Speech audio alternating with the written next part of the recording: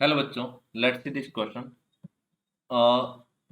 Force F1 accelerate a force F1 accelerate a particle from rest to a velocity v. Another force F2 deaccelerate the same particle from v to rest. Then F1 is always equal to F2. F2 is greater than F1. F2 may be smaller than, greater than or equal to F1. F2 cannot be equal to F1. अब देखो, इसमें एक particle है। अपन एक example के through समझते हैं कि इसमें क्या कंडीशन बनेगी। ये एक सरफेस है, यहाँ पे एक एम मास का पार्टिकल रखा है। इसके ऊपर हमने सबसे पहले फोर्स लगाया F1। उसकी वजह से ये यहाँ पहुँचते पहुँचते इसके पास वेलोसिटी आई v, पहले जीरो थी। फिर इसके ऊपर अपन अपोजिट डायरेक्शन में फोर्स लगाते हैं F2, तो यहाँ पहुँचते पहुँचते उसकी वेलोसिटी वापस से कितनी हो गई, जीरो हो गई। तो पहले जब यहाँ देखोगे तो एक्सीलरेशन जो होगा वो F1 अपॉन एम होगा, और यहाँ पे जो डी एक्सीलरेशन होगा that is equal to F2 upon M होगा।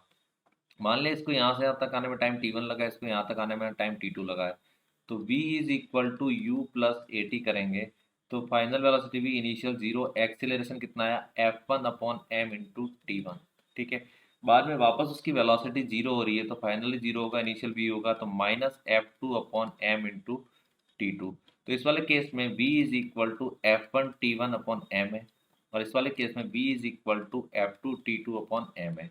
इन दोनों को इक्वेट करेंगे तो यहाँ से F1 T1 is equal to F2 T2 आएगा। ठीक है, अब यहाँ पे T1 T2 पे भी डिपेंड करेगा कि F1 F2 कैसा है। तो F1 और F2 है वो F1 के इक्वल भी हो सकता है, छोटा भी हो सकता है, और ग्रेटर देन भी हो सकता है।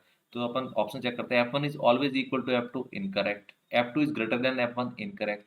F2 may be smaller than, greater than और इक्वल टू F1, ये हमारा क्या हो जाएगा, करेक्ट हो जाएगा। तो option C is the correct answer. Best of luck.